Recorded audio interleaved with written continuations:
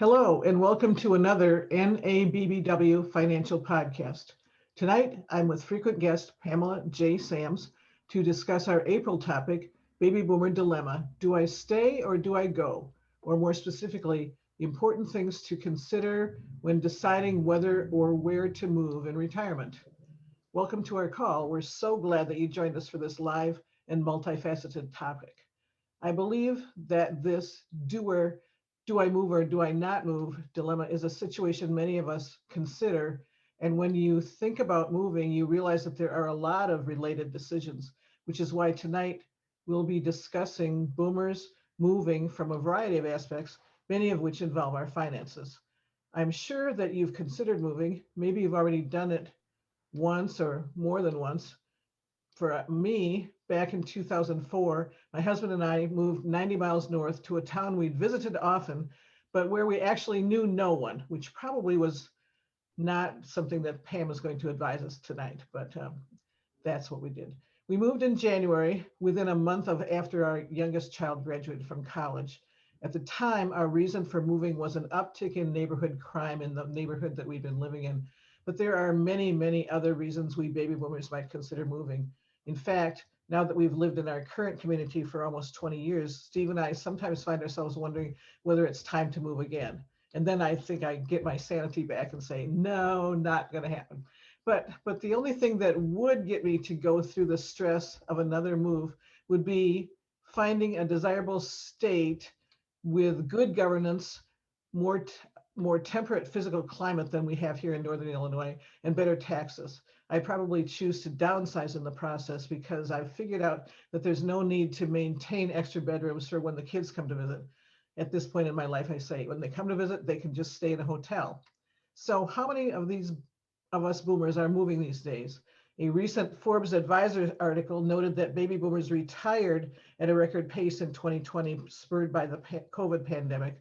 So, in the process of retiring, a lot of them chose to move. A lot of us chose to move. And reasons for our decision to move vary, but a lot of us want to be closer to our parents or our grandchildren, maybe even closer to our kids.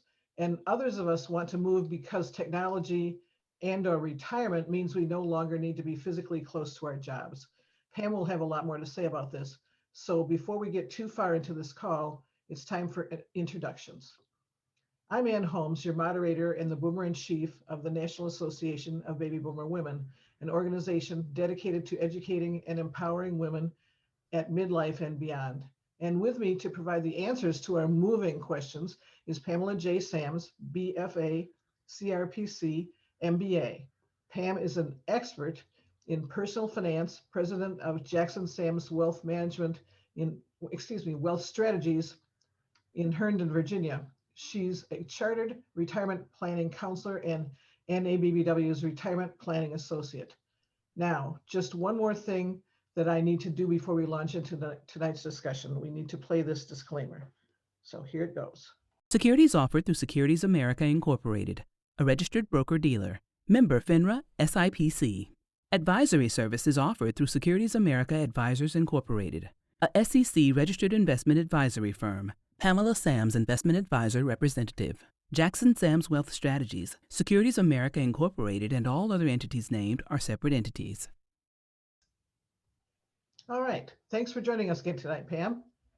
Thanks, Ann, for having me once again. And I can't believe it's already April of this year. Time is flying by really, really quickly. It is flying by. And not only that, but I'm starting to hear ads for Mother's Day. So I realized that we're getting close to May. So yeah, exactly. And I don't know about the temperature your way, but it seems like we're not getting out of winter. Today was closer to the 40s in April in our region, which is atypical. So I'm hoping the fair weather will come again fairly soon. Me too. I was out yesterday at running. I had four appointments that led me out of the house. And there was a couple of times when I was driving, there were snowflakes in the air and I was going, this cannot be, but there they were. But anyway, enough about me and you talking about how we don't like the weather. Apparently it's not any better out east than it is in the Midwest.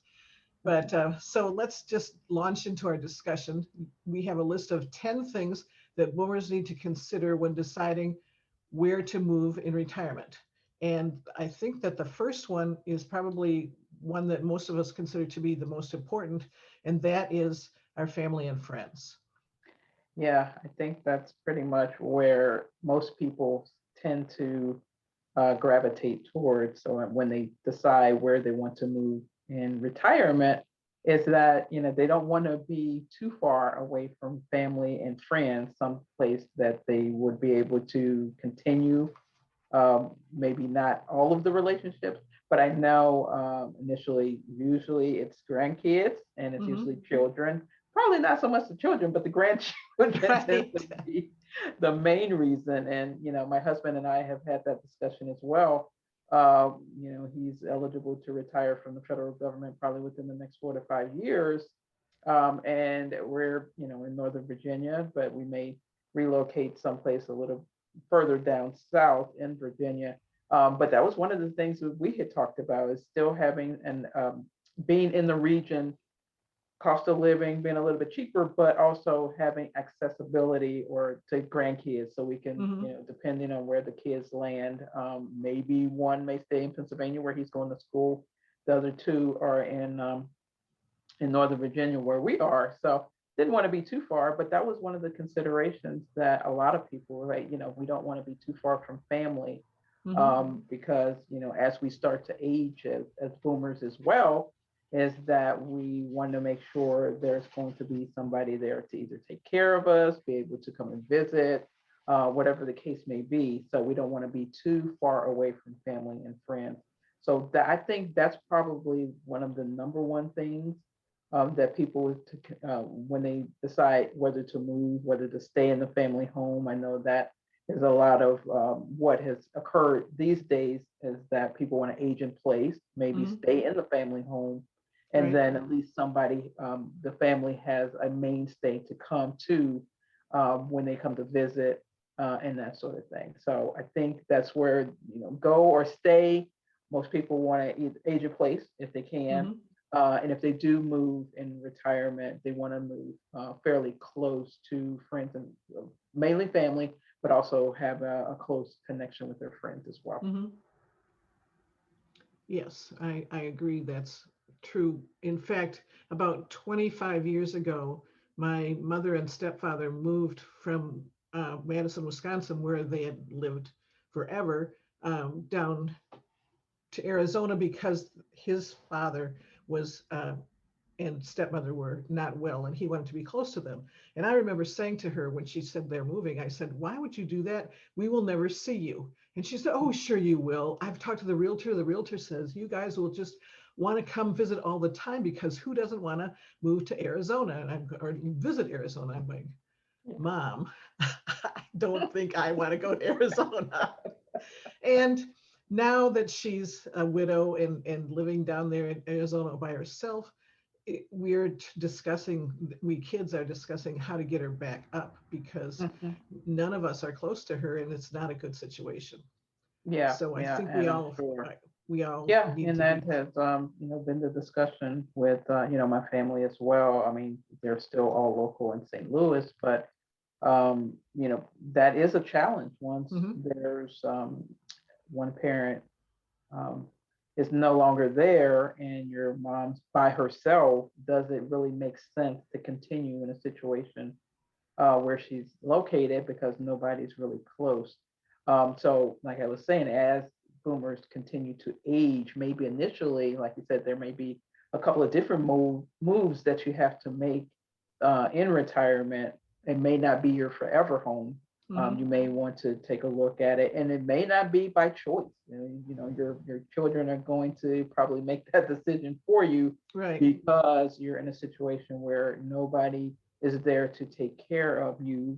And does it, make any sense to keep you there, keep you safe, making sure that it's going to be okay, Mhm. that in the event something happened, and if she's still living at home, that can also be an issue, because who's going to be there if you have a fall, you have, something happens in the home, who's going to be able to take care of you.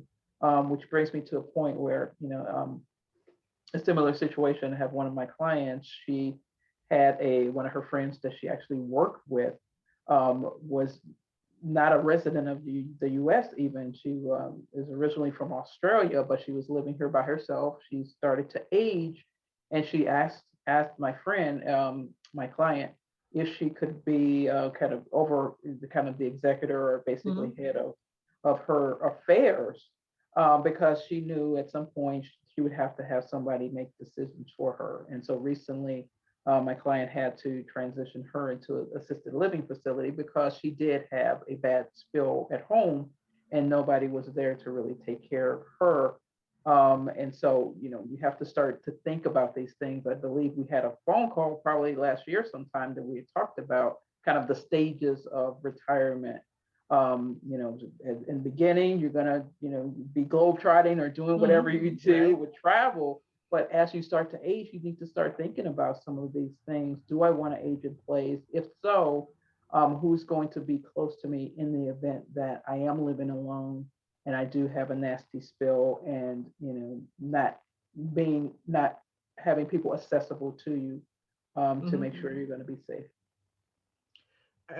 It's an absolutely a huge decision that all of us have to think about as we age. And my dad, who still lives in Madison, my hometown, is now living in a totally independent living situation, but it's part of a aging in place community.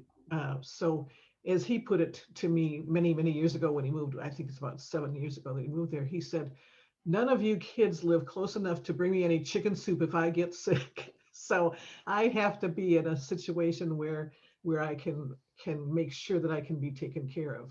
So I thought that was very loving of him to not be saying one of you has to move home.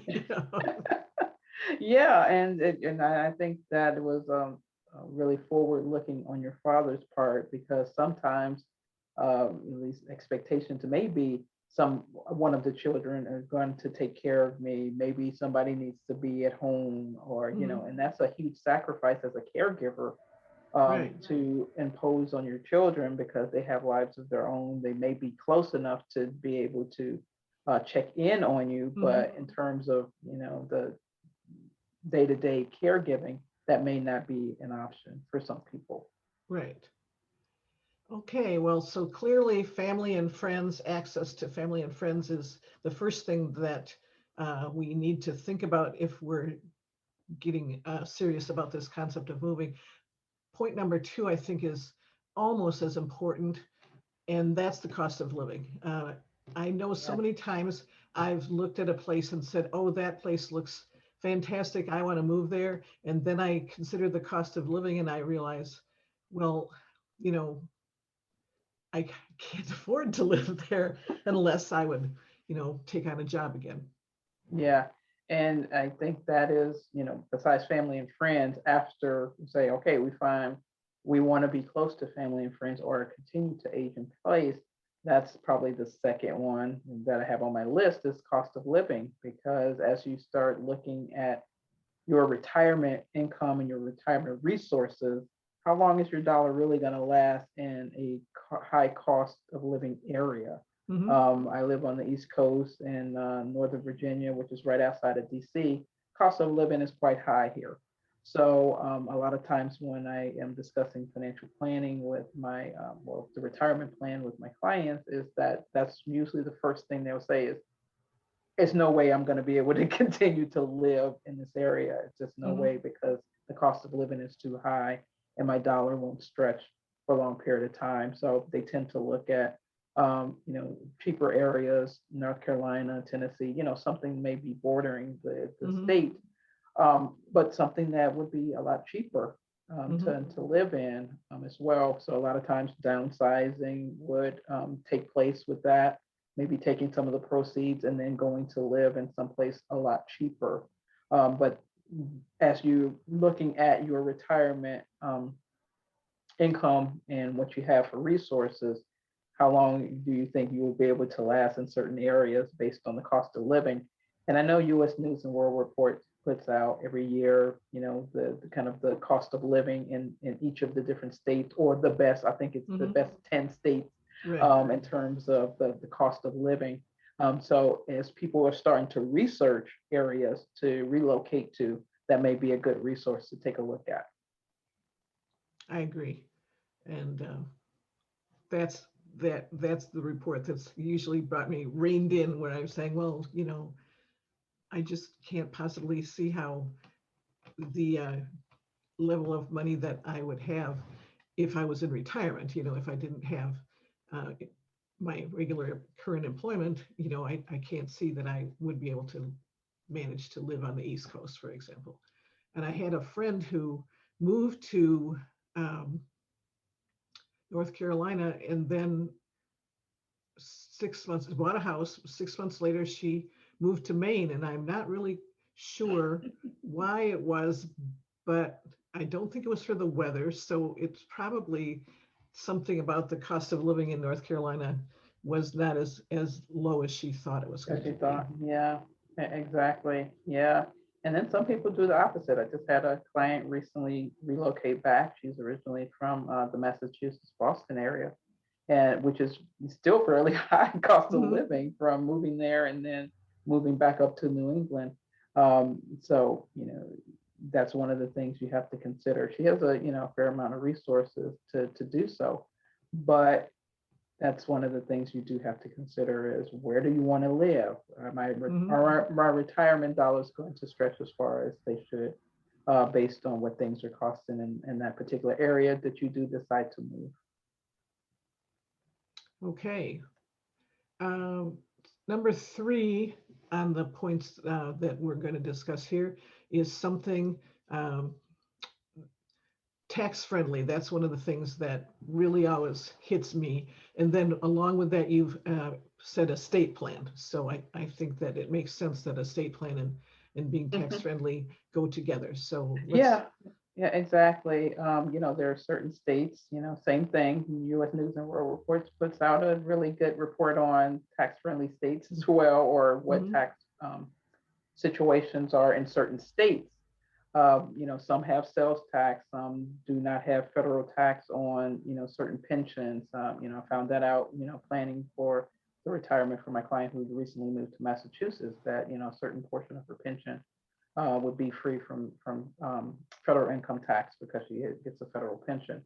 So really looking at what the tax situation is like. If it's same thing with the cost of living. So if Mhm. you end up going to an area that has a high tax situation, either sales tax or federal tax or state tax, then you're in the same situation than where you are with the cost of living, because then you end up paying a lot more in taxes in certain states. That's why you see so many people moving down to Florida, Mhm.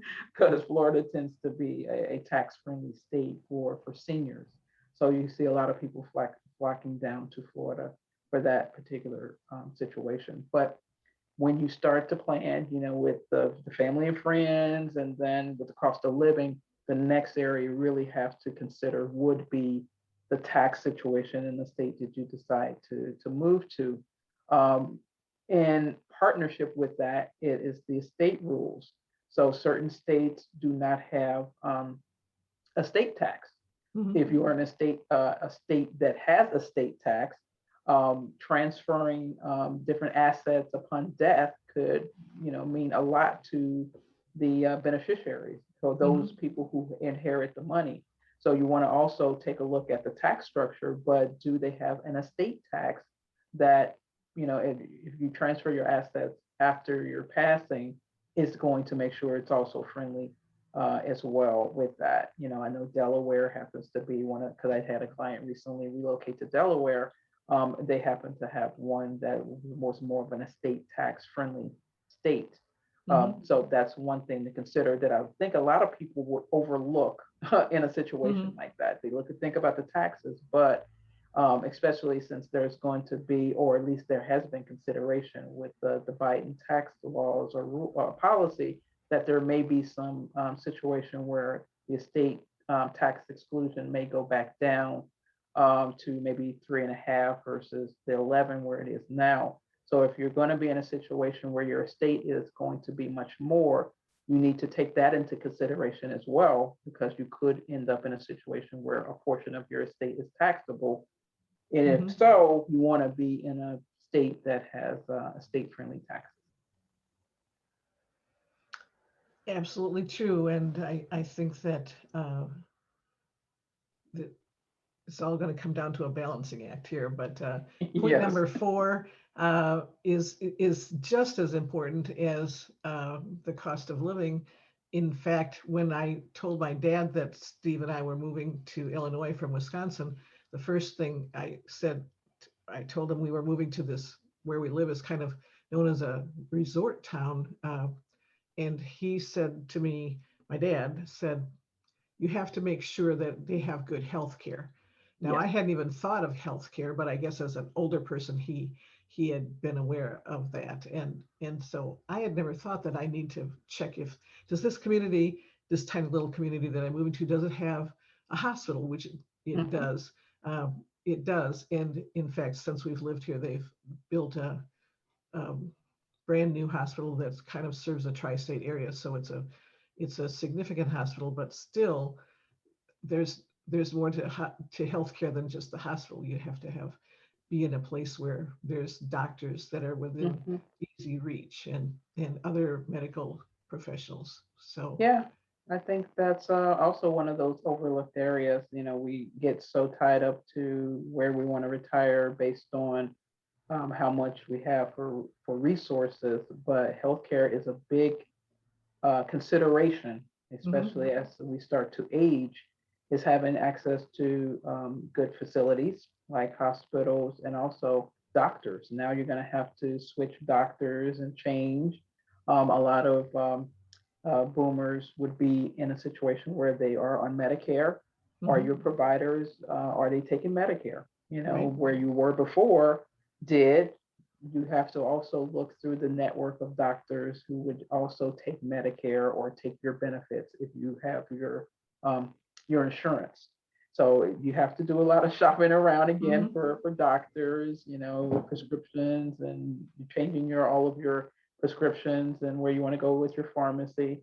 All of that will be interconnected with healthcare. So, you know, making sure you have access to the doctors, hospitals. How far is the hospital from where you're living? Because in the emergency situation, you don't want to have to go over to the next town or, you know, something like that. If in an emergency situation, um, I just remember, you know, back when I was living in Pennsylvania, and I had my first child, and it was a little small town, and so the mhm, nearest hospital was probably about 45 minutes away, and I didn't really consider that. So I'm like, okay, if I go into labor, how long is it going to take me to get to the hospital? And then it was a little small, tiny hospital. So we ended up we found something that was maybe about 30 minutes away, and on the other side of the little small town we were living in.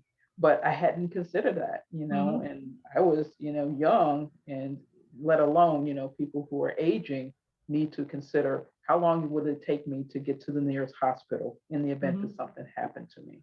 um, I have to have access to good doctors if I need care. Do they take Medicare? Do they take mhm, my insurance? Where am I going to get my prescriptions filled? All of these different things that you're so accustomed to where you are now.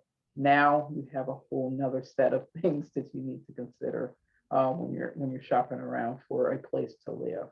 I know, you know, especially in this area, because we're close to North Carolina, they have the Research Triangle, which has, you know, a lot of really good research facilities, medical research mhm. facilities. So I know a lot of people that tend to move down that area because of that. And the same thing with, you know, we have some good hospitals here, but that's one of the things that you need to take a look at in addition to the things we've already covered. Is there a place that you would advise people to go to get information about the quality of healthcare? Because I'm sure that if you contacted the chamber at a community that you're thinking of going to, they're going to tell you that they have good health care. So Yeah. is there some impartial place that you can go to find out how about the quality of the health care where you might be wanting to move?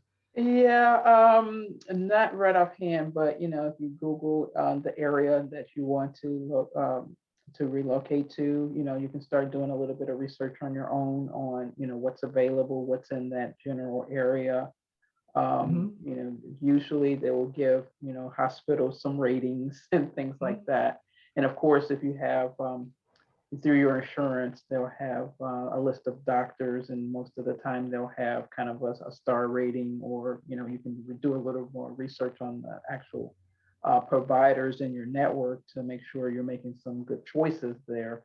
But nothing right offhand. If I do come across something, I will definitely share it with the audience a little bit later on. Sure. Well, I know in my area that, as I said, we have a hospital, but it is what's considered a rural hospital. So it is there for, accidents mainly. That's what they have a great ER department. But I think the thing that keeps my local hospital going is the physical therapy department. And I think that's because, us boomers that live here, we're all getting lots of physical therapy, and so I'm glad that it has a local PT staff that of like 10 people that are physical therapists at this hospital, and it's where I got my physical therapy after my knee replacements. But we have a kind of a triage situation with hospitals around here in this tri-state area that I live in.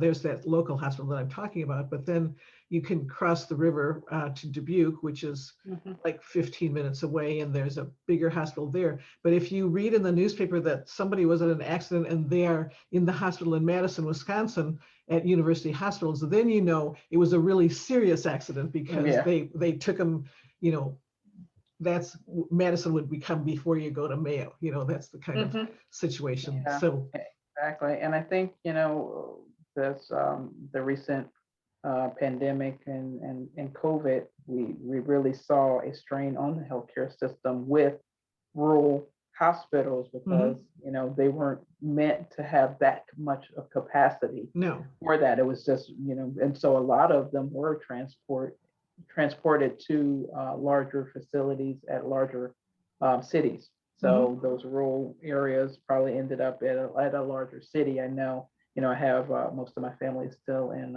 St. Louis. So, I was hearing a lot of the people in rural Missouri were being shipped to either Kansas City or St. Louis because those were the big facilities for COVID, for people who had needed access to the ventilators and the things that they may not have had in a rural situation. So yeah, that's telling as we start to think about that overall healthcare situation. Is yes, do you want to be in an area where you do have the rural hospital, you do have access to that, but in a bigger emergency, how long will it take me to get to one of these larger facilities? And beyond that is when you go to one of those larger facilities and you're not from that area, then of course you don't have much chance for people to come and visit you. Well, of course, during COVID, nobody could come visit you anyway, but assuming that we ever get past COVID and somebody is in the hospital, they would probably enjoy having visitors. Yeah, exactly. Definitely. Okay, so quality of healthcare and access to the healthcare, definitely something as we age that we really need to think about when we consider moving. Point number 5 on the list is transportation. Yeah, I think that's one of those things we don't think about as well. As we start to age, are we going to be able to drive still? Probably not. Right. At some point, our kids are going to take the keys away from us, and we're not going to be able to drive ourselves around. So having access to good transportation, are you able to have a bus line or a metro system, or now everything's Uber or Lyft. A lot of, especially in my area, they have this transport where I see they're able to take seniors to to the grocery store or to, library in certain areas, you just need to call the 800 number and you'll have access to that. So Mhm. do you have access to transportation once you won't become mobile anymore, where you're not driving anymore? And I know that happened with my mom. She was never really a driver. Once my father had passed away, she relied on transportation from kids, but if she wanted to do something on her own, there was before she went to the assisted living facility, but before, when she was living by herself, there was a seniors bus that she had access to. So if she wanted to go to church or if she wanted to go to the grocery store, she was able to tap into that resource so she can get around. Mhm. So as you're starting to think about where you want to live, do they have those types of resources for seniors? Or do they have access to public transportation where you don't have to drive everywhere? There's certain areas where you would not be able to function without a car Right. or its transportation in some form or fashion. But there are some areas that have good public transportation that you will be able to take advantage of. So Mhm. that's one of the things, it's not high on the list, but it's one of the things that you do want to take a look at as well, especially, like I said, as you start to age, you're not going to have, mobility anymore where you Mhm. can drive yourself and get up all of a sudden, get up and go, so to speak. You have to start planning accordingly on how you're going to get around, especially if you're away, bringing us back to the family and friends. If you don't have access to family and friends that may be able to transport you around, what do Mhm. you have? Do you have these types of resources available for senior transportation and or public transportation? Okay. Very important. And I totally agree with you that when I moved here, it was not something that I thought about. Mhm. And actually, when I moved here, there were no buses and Uber didn't exist yet. And now we have buses, we have cabs and Uber here. But 15 years ago when I moved here, and I was talking to my dad and saying we came here with only one car, and we really need two. And he said that's ridiculous. Why would you need two cars? And you can take the bus. And I said, Dad, they don't have buses. So he thought, how could I possibly have moved to a place that didn't have buses? I know, which is odd. I mean, I go to visit my son. He's up in New Wilmington, Pennsylvania, which is Amish country, Hmm. and it's really rural. I mean, there's really no bus line. Hmm. It's not too maybe about 30 or 45 minutes outside of Pittsburgh, but this little area, not a whole lot of transportation there. They have some for the university or the college he goes to, but outside in the irregular city living, there's really no forms of transportation unless if you live with Amish, there's horse and buggy. There's But horse and buggy, right? but if you don't have access to that, then you would want to rely on a public Right. transportation system to get around. Absolutely. Speaking of that, took I was driving to the hospital, my local hospital, because I was heading there for an appointment um, earlier this week, and I saw a woman get out of a bright red pickup truck, and she was dressed in Amish clothes. And I thought I did this double take because I thought, well, I know that there are some Amish communities in Wisconsin that are not that far away from me, but I thought they weren't supposed to ride in vehicles. And then I thought, okay, but probably if she has to go to the doctor, she had to ask somebody to Mhm. get a ride in their truck because she couldn't bring her Yeah. horse and Mhm. buggy to my town. I don't Yes. know what we would do with a horse and buggy here. Exactly. All right. Things that you value in your everyday life and amenities that are important to you are number 6 on your list. Yeah, I think, we live in our areas for so long, we become accustomed to certain things, the local Costco or Hmm. the cute little Italian restaurant down the street or whatever the case may be, some of those favorite things that you are going to miss from Hmm. that area. And also amenities, do you have access to, if you belong to a country club or, your local gym or those sort Mhm. of things?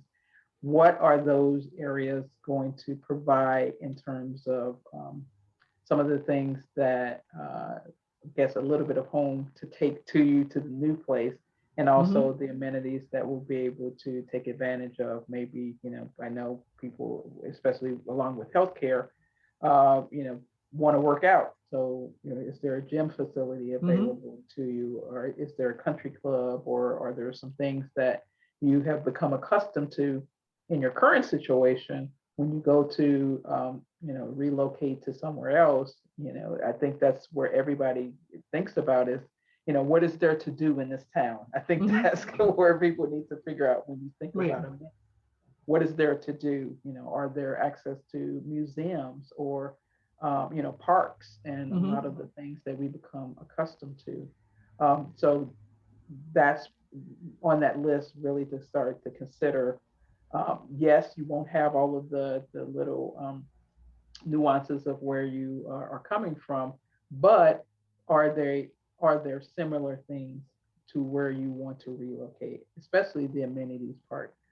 Because as we start to look at areas, and then we do the same thing with vacations. When we go to places, we look at what is there to do in this town or things to Mhm. do here.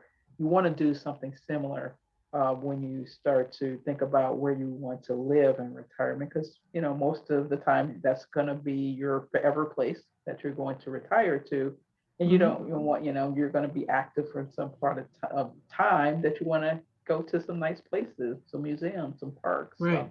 have a place to work out, have your favorite store, have access to some really good shopping malls or shopping areas. Mhm. So those are some things to consider in that particular instance. Excellent. And I bet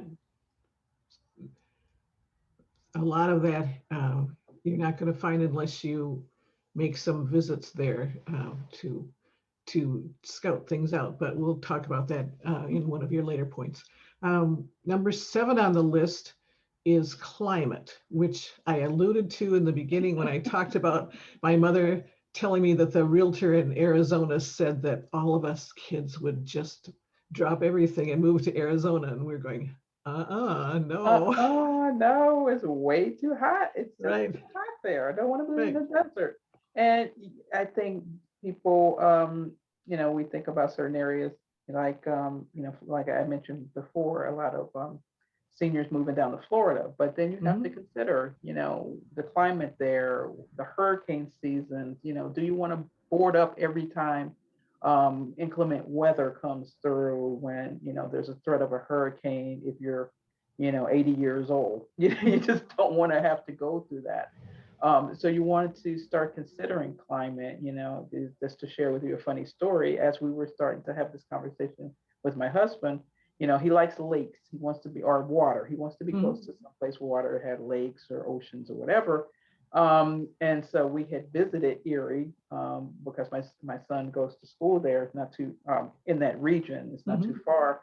And so we, really nice Lake Erie, but we started to think, we start talking to people there and doing the research, it's only really good between March and October. And then after Right. that, it turns into like the frozen tundra or something Mhm. because the air coming from the lake, that it becomes really cold. Mhm. And so I was like, if we do that, I would definitely have to be a snowbird because I am not staying in this area in Mhm. that climate. So that's one of the conversations you do have to have, especially, if you're doing it as couples. One may want to do one thing, one may want to do the other. Right. Um, but start thinking about, areas that, if there's mountains of snow, are you going to want to shovel or have somebody come in to shovel you out all the time? If Mhm. you, and also if you have big property or whatever, you have to start thinking about as you age, you're in your 70s, your 80s, who's going to handle the snow? Mhm. Who's going to take care of the maintenance of the property in certain inclement weather? Do you want to be in a warm weather um, state as well, but you have to consider hurricanes, or you have to consider the extreme heat of a desert in Arizona. So as you're starting to think about where you want to locate, climate is also one of the things you want to think about. And I think it's lower down on my list that, all of the other things you want to consider, but climate is definitely one of those. And I know, a lot of people who do kind of the split time thing. I have some clients that have, property up in New England, but, in the winter, they move down towards, warmer states in Florida, in those regions, so they don't have to deal with the extreme cold and winter weather of being up in New England. But have a game plan. That's all I'm saying. If you decide that you want to relocate in an area, the climate may be a little bit harsh at certain times of the year, consider, maybe part year here, part year there type situation. Excellent. And again, you say it's low on the list, but it's still something that needs to be considered. I remember the first family vacation that we took to Florida. We got off the plane and we had to walk from the plane to where the rental cars were. And it was just so hot and so humid. So by the time we got to the car, I was the most grumpy person because I do not like hot humidity. No. And I was thinking, as I could not seem to manage to say a nice thing to anyone in my family because I was just so grumpy about how hot the car was because it had been sitting outside. I would think it was under a roof, but it was still a hot car with all the humidity and everything. And I was thinking, can't I possibly be nice? We came here for a lovely, vacation to visit Disney and here I am just being a real rude person, but I realized from that I'm clearly easily influenced and to be a grumpy person by too much humidity. So yeah, and I've been down to that area as well. And when we went to Universal Studios, and I think it was probably one of the hottest days of the year. And I was quite grumpy as well. You can't get cool enough, no, get enough to drink and stay hydrated. right. So yes, that would want to be those areas. So I was like, I don't think I want to do this all the time. Absolutely not. And yet, so many people who retire go to Florida. So apparently, they managed to figure out how to live with it. But yeah, and like I said, I think some of the other incentives on the tax situation and things like that, they say, okay, we'll deal with the climate in order to reposition themselves more favorably for the cost of living, and then also the tax situation. Number 8 on your list is something that I've pondered recently in the past year or so. Your list says prosperity or decline of an area. And when I read that, the first thing I thought about is that many years ago, I read someone, I don't know if it was Susie Orman, it was someone of that nature who said, if you're looking to move to an area, go and look at, but if you see a lot of houses for sale, run, because if there's more than 2 houses for sale on a block, this is a bad sign. And at the time that I started to wonder about this is because the area where I am living now got to a point where there was an awful lot of homes for sale, but things have really straightened out with that here recently. There's hardly any housing stock available right now. So I think that this is a complex situation that I need you to explain to us. Yeah, it is complex, but it's really thinking about, are there areas that are in decline, meaning, they're not up and coming anymore. They're stagnant. People are relocating. People are moving away.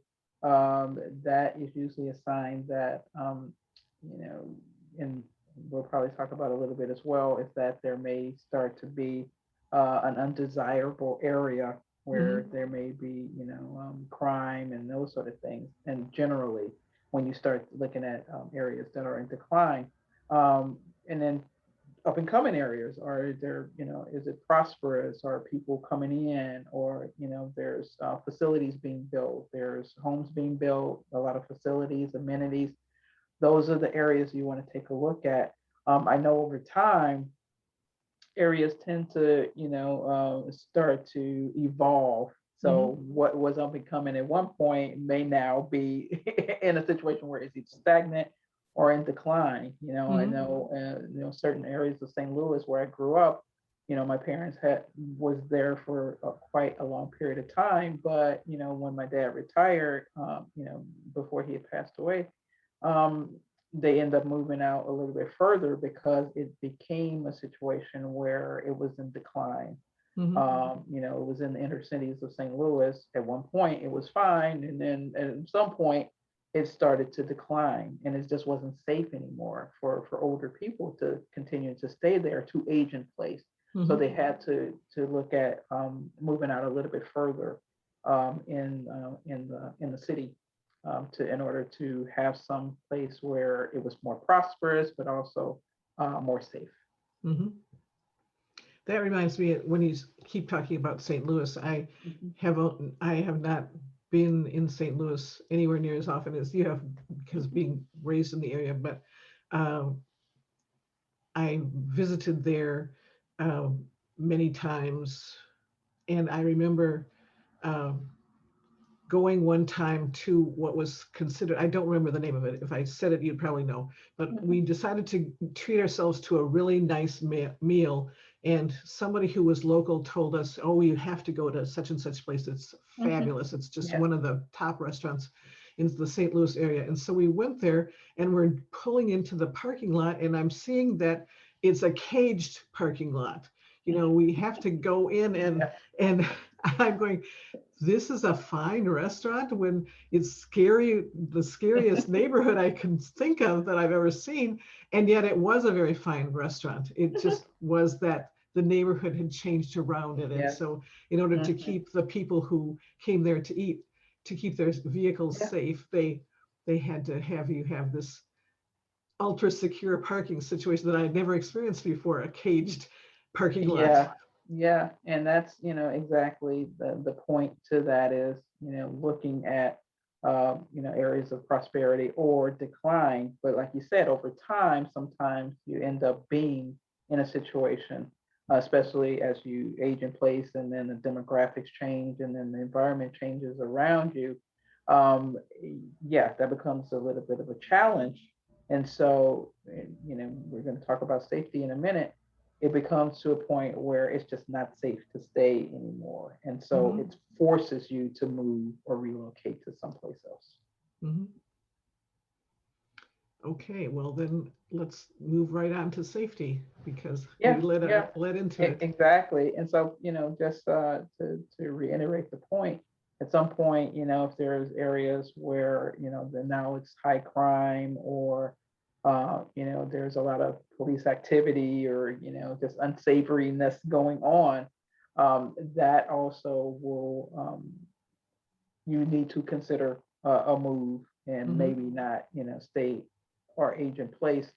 That was kind of the do I stay or do I go situation, is that a lot of times, if you want to, continue to have the home, what I call kind of the homestead, where, parents always say, hey, at least, my family, grandkids, kids have some place to come if they move away and then they come back to visit. But if that homestead all of a sudden becomes an unsafe environment, or in an area where it's unsafe, does it really make sense to continue to live there?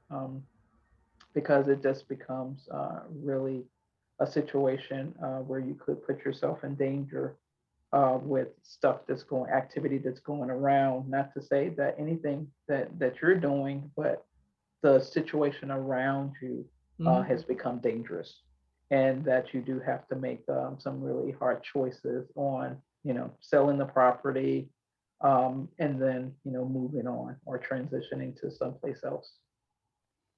I would suppose that if it gets to that situation, that selling the property is no longer going to be a situation where you can make huge capital gains out of selling the property.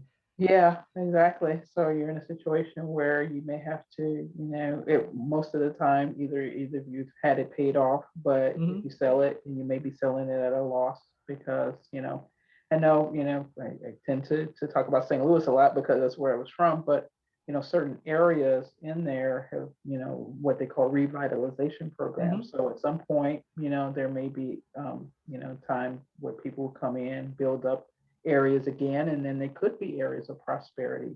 But that's something to think about over time, but maybe not live there, but maybe as Mhm. an investment. I know there's a lot of what they call opportunity zone type of things where they're revitalizing certain areas of inner cities. I know in our region they have Baltimore, DC, where you can buy investment property or maybe turn your property into an investment property. And then, have the areas of prosperity build back up, but then you also take advantage of having a nice investment, Mhm. and then basically kind of giving back as well because you're participating in the revitalization of that particular community. Well, it sounds like something that I would like to do if I found myself in that situation. Mhm. Especially because if it's a family homestead that's, Yeah. got the beautiful woodwork and those kinds of things that a lot of people value, Mhm. you might want to participate in a situation where you can help the Yeah. property values come back. Yeah. Exactly. Yep. All right. Point number 10 on your list is I think as important as your list point number 1, and that is spend time in the place where you're thinking of going, um, if possible, and to go there and be there at different times of the year. And Yeah. when I think, to my Arizona story, Mhm. there are people that go to Arizona in the winter because they like Yeah. Arizona Because they in the like it. winter, but just what I think you're saying is don't just decide how Arizona is based on you went there for a winter vacation. You need to be there in the summer uh, Yes. too. So if there's a place that you've gone for vacations and you think, oh, this Mhm. is a beautiful area, I would love to live here. What you're saying is come come back and visit it multiple times of the year because it can Yeah. be a totally different situation Mhm. Yeah, depending on the time of the exactly. year. Yeah, visit at different times of the year. If you do plan on, if it's a viable choice and you Mhm. really, it's like this is going to be it, definitely visit multiple times. Ask people that live there, what it's like. You can do that. I would say, if you can, maybe take a week or 2 weeks, kind of live in that situation for a little bit before you actually kind of up and move. So, because sometimes you'll get to a place and you'll go, this is not what I expected it to Mhm. be, and you've uprooted as well. So, really doing some thorough research, being in the environment, like I said, with Erie, nice place when we were Mhm. visiting. That was, June, July timeframe. We spoke with somebody there and they were like, yeah, you don't want to get out of here by October because it's going to get bad. It's going to Mhm. get cold and it's going to be snowy and it's just going to be unbearable. But then you can come back in March. So Mhm. you want to make sure you know those type of things as you start to research where you want your forever home to be, when you're considering relocating or moving in retirement as well. Brings me to a story as well. I have a lot of clients who want to, and I think we did a call before about expats, but one, they wanted to move to Costa Rica after retirement, and she went for a little bit, but then she had people, she went as a tourist, but she Mhm. went, and then I think she went back to stay for a little bit longer, and realized that at certain points they don't have street lights, I believe, so there's dark roads. Mhm. The roads are bumpy, they have limited hot water, and it was a lot of things that as a tourist you may not see because you're in a Right. posh hotel. Right. But you start to think about it. I think there was, she said, lots of ditches. So, people were talking about, car maintenance and wheels coming off. It was just disastrous. So she was like, maybe not Costa Rica anymore for me because there was so many different things that I hadn't considered when I went there as, a tourist. They give you the nice pineapple drinks and you have fun. But when you think about living there on an ongoing basis, what are some of the things that you don't see on the surface that you start to kind of unpeel the onion, so to speak, and then pop up all kind of issues that you hadn't considered. Access to hot water is probably one of those. I was out without hot water last year because we had a pipe that our hot water heater went on the fritz, and it's it's one of the things you take for granted is hot water. But that's the way they do it in the country. They have limited hot water. People are used to, fairly cold showers, and they're okay with it. Us from the Western world, we want hot water. We want hot water. We want hot water. With that, and then the having being on the streets after certain hours, then if there's pitch black because there's limited street lights, that can become a safety issue as well that you don't think about. So be in the area that you want to relocate to, know the pros and the cons of the areas, what the climate's like, what the people are like, in certain areas you want to move. Is it prosperous? Is it declining? With the cost of living? All of those things that we just talked about. That's what you need to consider. Yes, and I don't want to pick on Costa Rica, but it reminded me of a situation. My husband's best friend from grade school went, my husband says that from the first that he knew him, this man, as a child, said he wanted to be a chef.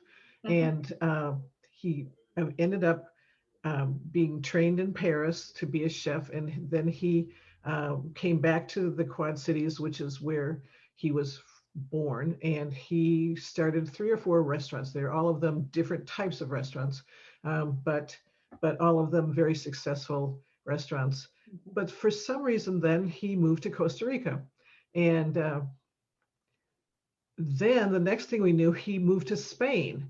And I asked him, why did you leave Costa Rica? Because I've had some interest in being an expat, although I've kind of figured out it's not going to be something that will work for us, because my husband needs access to things that expats have to move back to the United States for.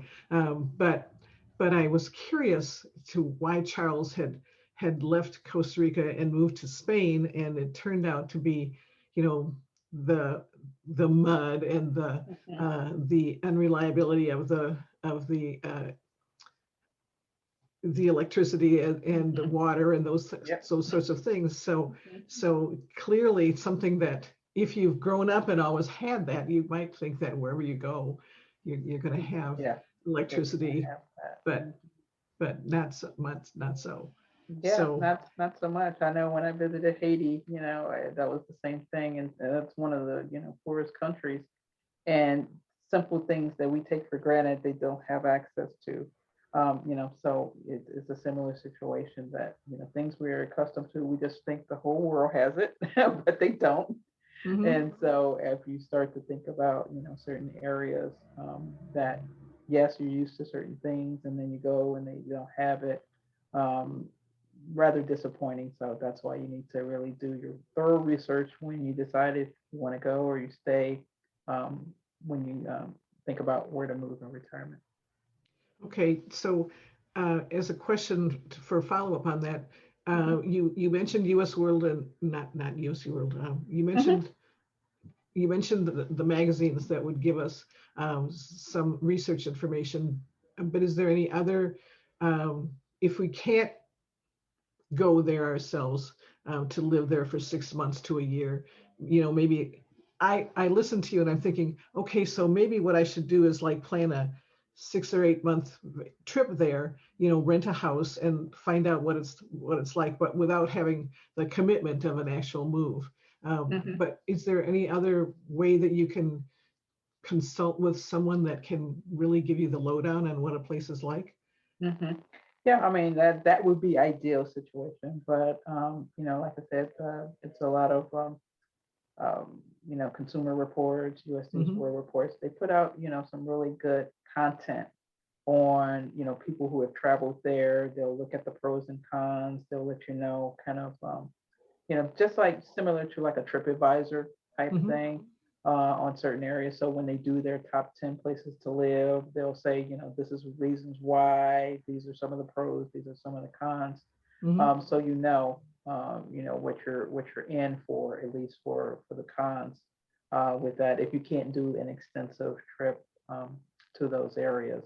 But just do your research on that area. Of course, with internet, Google, you can Google anything. So look at the city you want to move in, look at the pros and the cons, things to do, for amenities, and Mhm. then just do your homework. Do you have any list of top 10 list of U.S. cities that you think that your clients generally would find as desirable or Yeah, I mean, I do have a list. I can, share it with people, and then you can disseminate it on the Mhm. website. But what I found out, most of them tend to be college towns because there tend to be, really good facilities to healthcare, Mhm. things to do, and also, a prosperous area because the universities or colleges are there. So most of the ones that I saw on the top 10 list happen to be college towns, most of them. Well, that makes a lot of sense because not only that, but college towns tend to have a lot of entertainment. Hmm. Um, uh, not just entertainment of jam sessions, Hmm. but a lot of times, symphonies and other, more highbrow type of entertainment Yes. come to college communities. So, Hmm. and one thing I've heard is that a lot of colleges are having situations where they don't have as many students that want to live in the dorms. So I've Hmm. been hearing that there might be a situation where some colleges are actually retrofitting a lot of their dorms into, small apartment spaces for older senior citizens, older people Hmm. to live in, so they can take advantage of all the aspects of the college community in Hmm. an affordable way. Yeah, So, yeah, I have heard that occur as well, because especially since COVID, a lot of college students have decided to live off campus and not taking advantage of dorms. I had my mhm, son do the same thing. He's living off campus now. And so the universities need to figure out what to do with all of this space. A lot of them mhm, do have off campus housing that um, are owned by the university. But, students either for some reason, they were doing virtual, so they weren't there, or that could be a long trend of having access to space that may not be either rented or filled. So that would be a good way to have mhm. another income source, and also have a place for seniors to live in that particular college town and have access to all of the amenities as well. Mhm. Now, there's some people, I'm a little bit getting off topic, but I hope not. Mhm. Sometimes older people think that they want to live in a community that's just older people. That's why we Mhm. have these um, places like I was talking about my dad lives in, Yeah. where you have started out with independent living, and then as he puts it, you roll down the hill as you Yeah. go need assisted living and then nursing care. You can be within the same Mhm. situation, and you buy into it when you start out. But with the university situation, you actually have a situation where you might end up with young people and older people living together with much more proximity than you would normally on a typical campus that you and I went to college at. Mhm. When Yeah. we went to college, it was all young people that were Mhm. pretty much the students. I mean, there were Yeah. some older students, but they were pretty rare unless you were talking about grad school. Um, Mhm. so the question becomes whether intergenerational living is something that's really good for younger people and older people. And what I've Yeah. been reading about is that during COVID, a lot of families moved together. So, grandparents and parents and grandkids or all multi-generations living in the same household so that they could have a chance to see each other, because otherwise, Mhm. they wouldn't be able to do that. So I Yeah. wonder if um, we will get to a situation where uh, we encourage intergenerational living as opposed to striations of Yeah. older homes, older people living in separate places. Yeah. I mean, I think that's gonna be, it's starting to trend right now, especially, due to COVID. Like you said, a lot of people being in the same home and having access to having multiple generations inside of the home. But also, it's good for both, Hmm. as seniors are aging, having access to, a younger crowd, so to speak. They can impart wisdom, but it keeps them young. It keeps Hmm. them active, also keeps them mentally sharp, Hmm. being close to younger people and vice versa. We're having younger people have access to older people who can teach them things, and or maybe care for children that they may Hmm. have. So it's I think it's more of a trend. My husband have talked about, when we do what we call our forever home, having it Hmm. multi-generational, having it large enough. That was one of the things that I kind of debated him on. I was like, well, why can't we just downsize and just, Hmm. but he was like, well, maybe we do a generational home where, if grandkids wanted to come, or, extended family wanted to come for a Hmm. certain period of time, they'll have a place to live. So, we've talked about that when we transition to our forever home in retirement, having it multi-generational so people can come and go as they please, and then Hmm. have a place to stay. Well, I think there's a lot of people that are interested in that. I know I had a sister-in-law who uh, sadly is no longer living, but she had this idea when I first met her. She had bought a house that she and her husband and three daughters lived in.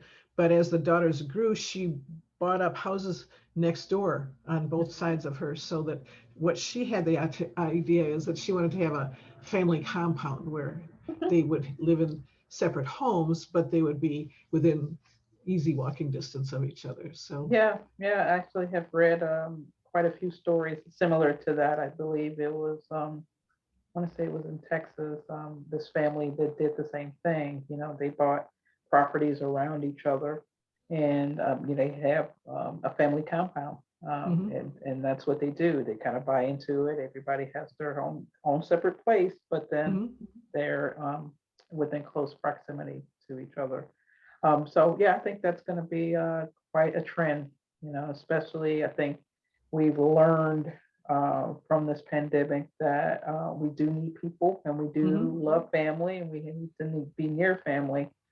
So having, just like back in the day where everybody stayed in the same house, we always had grandma there, we always had aunts and uncles, we always had this. I think it's going to be more of a trend back to that mhm. over time.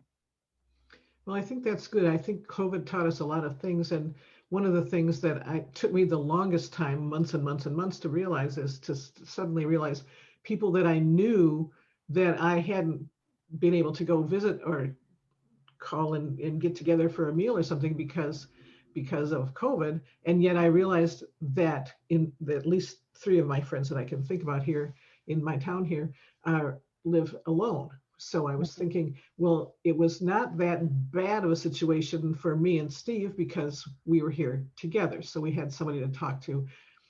But the house is big enough, so if we didn't want to talk to each other, we didn't get in each other's way. But I started to think, what would it be like if, for those friends of mine that Mhm. live Yeah. alone, to have spent that whole year pretty much not seeing anybody except for if they went to Walmart to pick up their groceries, and then all they got to talk to is the person who throws the groceries in their trunk. Yeah, That's yeah, that's yeah, or really just sad. contact people on Zoom, similar to this.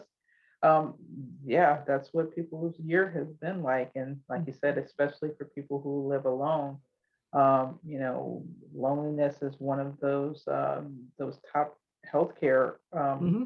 concerns. that people have. We need people. We need to be close to people. We need to talk to people. We need to interact. So Right. being alone for 13 months, that can be quite a bit of a blow. But if you have, like you said, a multifamily situation where you have people in the same home, at least you'll have access to having people there. Right. All right. Is there anybody that I am not aware of that's got questions that wants to ask Pam before we end this call? No, I don't think Okay, we I had any don't. questions. All right. Well, then I will thank you for this great talk. I think that it was a wonderful discussion on something that we have never covered before. So Yeah. I think it was going in a new direction for us. And thank you, as usual, for the fine information. And of course, it did touch on many financial areas of the discussions, but it was not totally. It's some family in there too. So so if any of people that are listening are thinking about whether or not you want to relocate, as I have heard some people say, pick up stakes and move at this time in their lives, hopefully they got some meaty things to think about from this call, and I thank you for providing that information. You and I haven't talked about what our next topic will be, but the next date, I believe, is Thursday, May 27th. And it would be our call would be another Zoom call, and at the same time. And anybody who's listening, if you want to stay in touch with me and or Pam on Facebook, as we get that set up, we will let you know what the next topic will be. Of course, we'll publish it elsewhere too, but I've noticed that we're both on Facebook, so that's a good way to let people know what we're thinking. Is there anything else that you'd like to say, Pam, before we wrap up the call? Yep, I think we've covered it all. I think it's a lot of things to consider, not just the financial piece that I think most people go to in terms of how much am I going to spend, where do I want to live type thing. It's a lot more involved, with, so your overall retirement plan, if you're working with your financial advisor, should involve a lot of what we had talked about today, not just the financial piece, but all of the other considerations. All right. And now for our listeners, thank you as well for joining us for this great call with Pamela Sams. If you have any questions for her after the call, you can feel free to email Pam at pamela@jacksonsams.com. I usually spell that, so let me do that again. JACKSONSAMS.com and PAMELA. Or you can go to her website, www.jacksonsams.com. And if you want to know anything more about the National Association of Baby Boomer Women, you can look at our website at nabbw.com, or we have a forum, and that's at Boomer Women Speak, and a Facebook page at facebook.com/NABBW. So thank you so much for everyone who was here with us, joining us tonight for this discussion on should I stay or should I go? And good night. All right, thank you.